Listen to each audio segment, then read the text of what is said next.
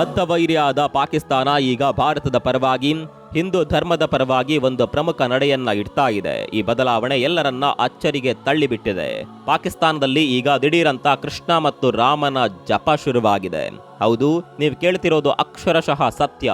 ಪಾಕಿಸ್ತಾನದ ಪ್ರಮುಖ ನಗರ ಲಾಹೋರ್ನ ಬೀದಿಗಳಲ್ಲಿ ಈಗ ಇಸ್ಲಾಮಿಕ್ ಹೆಸರುಗಳನ್ನ ಕಿತ್ತು ಹಾಕಿ ಕೃಷ್ಣ ನಗರ, ರಾಮಗಲ್ಲಿ ಎನ್ನುವ ಬೋರ್ಡ್ಗಳನ್ನ ಹಾಕಲಾಗಿದೆ. ಈ ಹಿಂದೆ ಹಿಂದೂ ಸಿಖ್ ಕ್ಷೇತ್ರಗಳನ್ನೆಲ್ಲ ಕಿತ್ತು ಹಾಕಿದ್ದ ಪಾಕಿಸ್ತಾನಕ್ಕೆ ಈಗ ಇದ್ದಕ್ಕಿದ್ದಂತೆ ಕೃಷ್ಣನ ಮೇಲೆ, ಹಿಂದೂ ಪರಂಪರೆಯ ಮೇಲೆ ಎಲ್ಲಿಲ್ಲದ ಒಲವು ಹುಟ್ಕೊಂಡಿದೆ. ಕಟ್ಟ ಇಸ್ಲಾಮಿಕ್ ರಾಷ್ಟ್ರವೊಂದು ತನ್ನ ರಾಜಧಾನಿ ನಗರಗಳಲ್ಲಿ ಇಸ್ಲಾಮಾಪುರ ಅನ್ನುವ ಹೆಸರನ್ನೇ ತೆಗೆದು ಕೃಷ್ಣನಗರ ಅಂತ ಕರೆಯೋದು ಯಾಕೆ? ರೆಹಮಾನ್ ಗಲ್ಲಿಯನ್ನ ರಾಮಗಲ್ಲಿ ಅಂತ ಯಾಕೆ ಕರಿತಾ ಇದೆ? ಪಾಕಿಸ್ತಾನದ ಈ ಕೃಷ್ಣ ರಾಮ ಮೋಹದ ಹಿಂದಿರುವ ಅಸಲಿ ರಹಸ್ಯವೇನು? ಇದು ನಿಜಕ್ಕೂ ಇತಿಹಾಸದ ಮೇಲಿನ ಗೌರವನ ಅಥವಾ ಡ್ಯಾಮೇಜ್ ಕಂಟ್ರೋಲ್ ಗೇಮಾ? ಬನ್ನಿ ಈ ವಿಡಿಯೋದಲ್ಲಿ ಎಲ್ಲವನ್ನ ಡೀಟೇಲ್ ಆಗಿ ನೋಡ್ತಾ ಹೋಗೋಣ. ಸ್ನೇಹಿತರೆ ನಮಸ್ಕಾರ, ಚರಿತ್ರೆ ಮತ್ತೊಂದು ವಿಡಿಯೋಗೆ ನಿಮಗೆಲ್ಲ ಪ್ರೀತಿಯ ಸ್ವಾಗತ.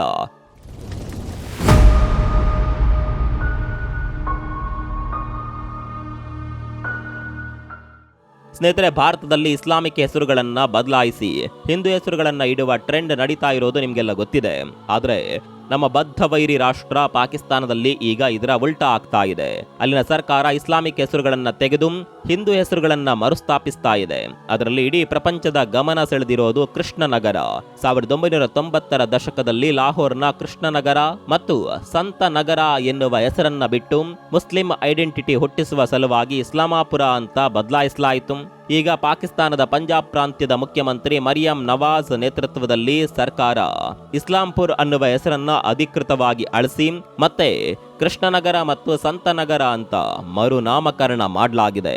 Lahore heritage areas revival project ಅಡಿಯಲ್ಲಿ ಈಗ ಪಾಕಿಸ್ತಾನದವರಿಗೆ ತನ್ನ ಹಳೆಯ ಇತಿಹಾಸದ ವಿಭಜನೆಗೂ ಮುನ್ನವಿದ್ದ ಹಿಂದೂ ಸಿಖ್ ಪರಂಪರೆ ನೆನಪಾಗ್ತಾ ಇದೆ. ಕೇವಲ ಕೃಷ್ಣನಗರ ಮಾತ್ರವಲ್ಲ, ದಶಕಗಳ ಕಾಲ ಮುಸ್ಲಿಂ ಹೆಸರುಗಳಿಂದಲೇ ಕರೆಯಲ್ಪಡುತ್ತಿದ್ದ ಲಾಹೋರ್ನ ಪ್ರಮುಖ ಬೀದಿಗಳಿಗೆ ಈಗ ದಿಢೀರನೆ ಹಳೆಯ ಹಿಂದೂ ಹೆಸರುಗಳನ್ನ ಇಡ್ಲಾಗ್ತಾ ಇದೆ. ಈ ಪ್ರಾಜೆಕ್ಟ್ನ ನೇತೃತ್ವ ವಹಿಸಿರೋದು ಯಾರು ಅನ್ನುವ ಪ್ರಶ್ನೆ ನಿಮ್ಮ ಮನಸ್ಸಿನಲ್ಲಿ ಮೂಡಿರಬಹುದು. ಅದು ಬೇರ್ಯಾರೂ ಅಲ್ಲ, ಪಾಕಿಸ್ತಾನದ ಮಾಜಿ ಪ್ರಧಾನಿ ನವಾಜ್ ಶರೀಫ್. ಲಾಹೋರ್ನಲ್ಲಿ ಹೆಸರು ಬದಲಾವಣೆಯ ಪರ್ವ ಆರಂಭವಾಗಿದೆ. ಮುಖ್ಯವಾಗಿ 1990ರ ದಶಕದಲ್ಲಿ ಕೃಷ್ಣನಗರ ಮತ್ತು ಸಂತನಗರವನ್ನ ಸೇರಿಸಿ ಇಸ್ಲಾಮಾಪುರ ಅಂತ ಮಾಡಲಾಗಿತ್ತು. ಈಗ ಅದು ಮತ್ತೆ ಕೃಷ್ಣನಗರ ಮತ್ತು ಸಂತನಗರ ಆಗ್ತಾ ಇದೆ. ಮುಸ್ತಾಫಾಬಾದ್ ಅನ್ನ ಧರಂಪುರ ಅಂತ ಕರೆಯಲಾಗ್ತಾ ಇದೆ. ಮೌಲಾನಾ ಜೋಫರ್ ಅಲಿ ಖಾನ್ ಚೌಕ್ ತನ್ನ ಹಳೆಯ ಹೆಸರು ಲಕ್ಷ್ಮಿ ಚೌಕ್ ಆಗ್ತಿದೆ. ಬಾಬ್ರಿ ಮಸೀದಿ ಚೌಕವನ್ನ ಜೈನ್ ಮಂದಿರ ರೋಡ್ ಅಥವಾ ಜೈನ್ ಮಂದಿರ ಚೌಕ್ ಅಂತ ಮಾಡ್ತಿದ್ದಾರೆ. ರೆಹಮಾನ್ ಗಲ್ಲಿ ಈಗ ರಾಮಗಲ್ಲಿ ಆಗ್ತಾ ಇದೆ.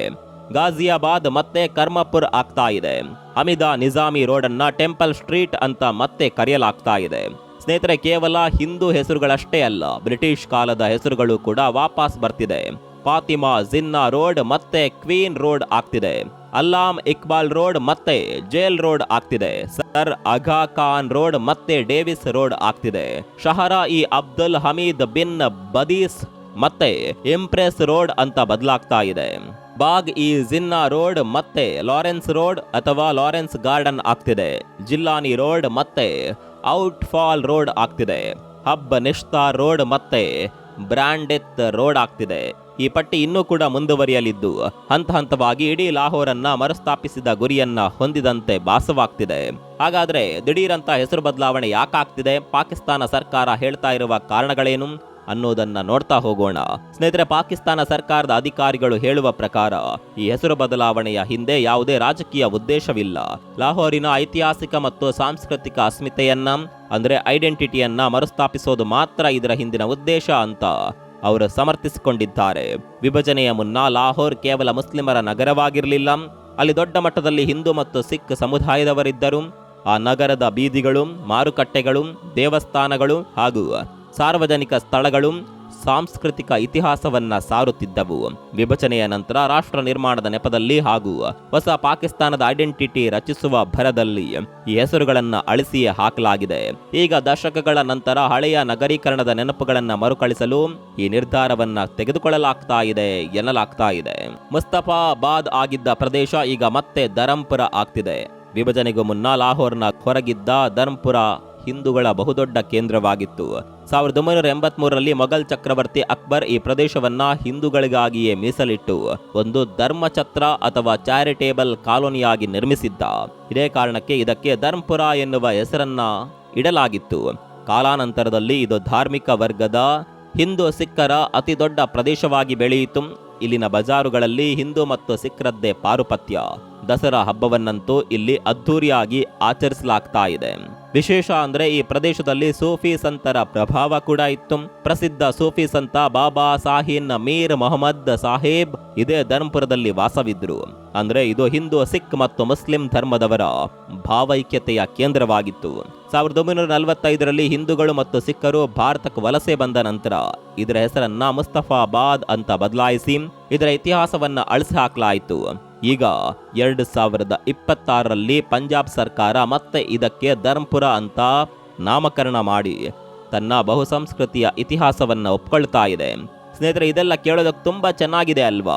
ಮೇಲ್ನೋಟಕ್ಕೆ ಏನೋ ಇತಿಹಾಸವನ್ನ ಉಳಿಸುವ, ಪರಂಪರೆಯನ್ನ ಕಾಪಾಡುವ ಪ್ರಯತ್ನದಂತೆ ಕಂಡರೂ ಇದರ ಹಿಂದೆ ಒಂದು ದೊಡ್ಡ ರಾಜಕೀಯದ ಡ್ಯಾಮೇಜ್ ಕಂಟ್ರೋಲ್ ತಂತ್ರವಿದೆ. ಲಾಹೋರ್ ಹೆರಿಟೇಜ್ ಪ್ರಾಜೆಕ್ಟ್ ಕೇವಲ ಬೀದಿಗಳ ಹೆಸರು ಬದಲಾಯಿಸುವುದಕ್ಕೆ ಮಾತ್ರ ಸೀಮಿತವಾಗಿಲ್ಲ. ನವಾಜ್ ಶರೀಫ್ ಅವರು ಮಿಂಟೋ ಪಾರ್ಕ್ನಲ್ಲಿರುವ 3 ಐತಿಹಾಸಿಕ ಕ್ರಿಕೆಟ್ ಮೈದಾನಗಳನ್ನು ಹಾಗೂ ಒಂದು ಸಾಂಪ್ರದಾಯಿಕ ಅಕಾಡೆಮಿಯನ್ನ ಮರುಸ್ಥಾಪಿಸುವ ಪ್ರಸ್ತಾವನೆಯನ್ನ ಕೂಡ ಮುಂದಿಟ್ಟಿದ್ದಾರೆ. ಇದರ ಅಸಲಿ ಕತೆ ಶುರುವಾಗೋದು 2015ರಲ್ಲಿ. ನವಾಜ್ ಶರೀಫ್ ಅವರ ಸಹೋದರ ಈಗಿನ ಪ್ರಧಾನಿ ಶಹಬಾಜ್ ಶರೀಫ್ ಅವರು 2015ರಲ್ಲಿ ಪಂಜಾಬ್ ಪ್ರಾಂತ್ಯದ ಮುಖ್ಯಮಂತ್ರಿಯಾಗಿದ್ದರು. ಆ ಸಮಯದಲ್ಲಿ ನಗರಾಭಿವೃದ್ಧಿ ಪ್ರಯಾಣದ ಹೆಸರಿನಲ್ಲಿ ಇದೇ ಮಿಂಟೋ ಪಾರ್ಕ್ನಲ್ಲಿದ್ದ 3 ಐತಿಹಾಸಿಕ ಕ್ರಿಕೆಟ್ ಮೈದಾನಗಳು, ಕ್ರಿಕೆಟ್ ಕ್ಲಬ್ಗಳು ಮತ್ತು ಹಳೆಯ ಕುಸ್ತಿ ಅಕಾಡೆಮಿಯನ್ನ ಕೆಡವಿ ಹಾಕಿದ್ರು. ಈ ಬಗ್ಗೆ ಆಗ ಶಹಬಾಜ್ ಶರೀಫ್ ವಿರುದ್ಧ ಭಾರಿ ಟೀಕೆಗಳು, ವಿರೋಧಗಳು ವ್ಯಕ್ತವಾಗಿದ್ದವು. ಈ ಕ್ರಿಕೆಟ್ ಮೈದಾನಗಳು ಕೇವಲ ಸಾಮಾನ್ಯ ಮೈದಾನಗಳಾಗಿರಲಿಲ್ಲ. ಪಾಕಿಸ್ತಾನದ ಲೆಜೆಂಡರಿ ಕ್ರಿಕೆಟರ್ ಇಂಜಮಾಮ್ ಉಲ್ಲಾಖ್ ಸೇರಿದಂತೆ ಹಲವಾರು ಮಂದಿ ಇಲ್ಲಿಯೇ ಆಡಿ ಬೆಳೆದಿದ್ರು. ಅಷ್ಟೇ ಅಲ್ಲ, ವಿಭಜನೆಗೂ ಮುನ್ನ ಭಾರತದ ಕ್ರಿಕೆಟ್ ಐಕಾನ್ ಲಾಲಾ ಅಮರ್ನಾಥ್ ಕೂಡ ಇದೇ ಮೈದಾನದಲ್ಲಿ ತರಬೇತಿ ಪಡೆದಿದ್ರು. ಇನ್ನು ಅಲ್ಲಿನ ಹಳೆಯ ಕುಸ್ತಿ ಅಕಾಡೆಮಿಯಲ್ಲಿ ಪಾಕಿಸ್ತಾನದ ಲೆಜೆಂಡರಿ ಕುಸ್ತಿಪಟುಗಳಾದ ಗಾಮಾ ಪೈಲ್ವಾನ್ ಮತ್ತು ಇಮಾಮ್ ಬಷ್ಕ್ ಅವರಂತಹ ದೈತ್ಯರು ಇಲ್ಲೇ ಕುಸ್ತಿ ಆಡಿದ್ರು. ಇಂತಹ ಐತಿಹಾಸಿಕ ಜಾಗಗಳನ್ನ ಕೆಡವಿದ ಶಹಬಾಜ್ ಶರೀಫ್ ಅವರ ಇಮೇಜ್ ಅನ್ನ ಸರಿಪಡಿಸಲು ಈಗ ಅಣ್ಣ ನವಾಜ್ ಶರೀಫ್ ಈ ಹೆರಿಟೇಜ್ ಪ್ರಾಜೆಕ್ಟ್ ಅನ್ನ ಕೈಗೆತ್ತಿಕೊಂಡಿದ್ದಾರೆ. ಈ ಮೈದಾನಗಳನ್ನ, ಅಖಾಡವನ್ನ ಮತ್ತೆ ಕಟ್ಟುವ ಜೊತೆಗೆ ಜನರ ಗಮನವನ್ನ ಬೇರೆಡೆ ಸೆಳೆಯಲು ಈ ಇಸ್ಲಾಮಾಪುರವನ್ನ ಕೃಷ್ಣನಗರ ಎಂದು ಹೇಳುವ ಸೆಂಟಿಮೆಂಟಲ್ ಮತ್ತು ಐತಿಹಾಸಿಕ ಹೆಸರು ಬದಲಾವಣೆಯ ಅಸ್ತ್ರವನ್ನ ಪ್ರಯೋಗಿಸಿದ್ದಾರೆ. ಇದೊಂದು ಪಕ್ಕಾ ಡ್ಯಾಮೇಜ್ ಕಂಟ್ರೋಲ್ ಸ್ಟ್ರಾಟರ್ಜಿ ಅನ್ನೋದಂತೂ ಸತ್ಯ.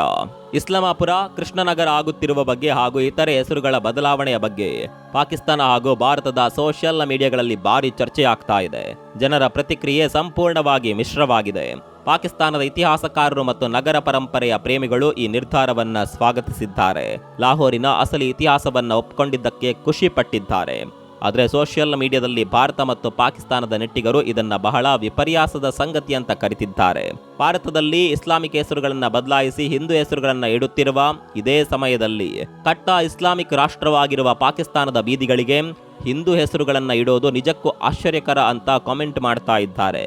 ಕೆಲವರು ಇದನ್ನ ಕೇವಲ ಸಾಂಕೇತಿಕ ರಾಜಕೀಯ ನಾಟಕ ಅಂತ ಟೀಕಿಸ್ತಾ ಇದ್ದಾರೆ.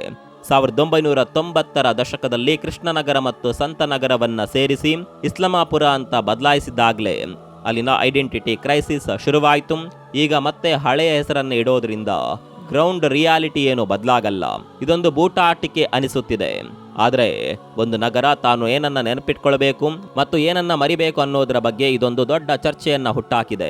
ಆ ಹಳೆಯ ಬಹುಸಂಸ್ಕೃತಿಯ ದಿನಗಳನ್ನ ಮತ್ತೆ ನೆನಪಿಸಿಕೊಳ್ಳಲು ಈ ಹೆಸರು ಬದಲಾವಣೆಗಳು ಒಂದು ಸಣ್ಣ ಸೇತುವೆಯಾಗಬಹುದಾ ಅನ್ನೋದು ಪ್ರಶ್ನೆಯಾಗಿದೆ. ಒಟ್ನಲ್ಲಿ ರಸ್ತೆಗಳ ಹೆಸರು ಬದಲಾಯಿಸುವುದು ಕೇವಲ ಬೋರ್ಡ್ ಬದಲಾಯಿಸಿದಷ್ಟು ಸುಲಭವಲ್ಲ.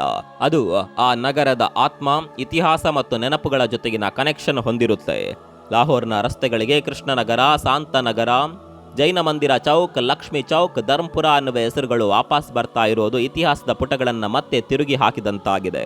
ರಾಜಕೀಯ ಡ್ಯಾಮೇಜ್ ಕಂಟ್ರೋಲ್ನ ಉದ್ದೇಶವೇ ಇರಬಹುದು. ಆದರೆ ಭಾರತ ಪಾಕಿಸ್ತಾನ ವಿಭಜನೆಗೆ ಮುನ್ನವಿದ್ದ ಆ ಸಾಮರಸ್ಯದ ದಿನಗಳನ್ನ ಈ ಹೆಸರುಗಳು ಮತ್ತೆ ನೆನಪಿಗೆ ತರ್ತಾ ಇವೆ. ಲಾಹೋರ್ ಈಗ ಮರೆತು ಹೋದ ಹಿಂದೂ ಇತಿಹಾಸವನ್ನ ಮತ್ತೆ ಒಪ್ಪಿಕೊಳ್ಳುತ್ತಾ ಇದೆ. ಪಾಕಿಸ್ತಾನ ಸರ್ಕಾರದ ಈ ನಿರ್ಧಾರದ ಬಗ್ಗೆ ನಿಮ್ಗೆ ಏನನ್ಸುತ್ತೆ ಕಾಮೆಂಟ್ ಮಾಡಿ. ಮತ್ತೊಂದು ವಿಡಿಯೋದಲ್ಲಿ ಸಿಗೋಣ. ಅಲ್ಲಿವರೆಗೂ ನಮಸ್ಕಾರ.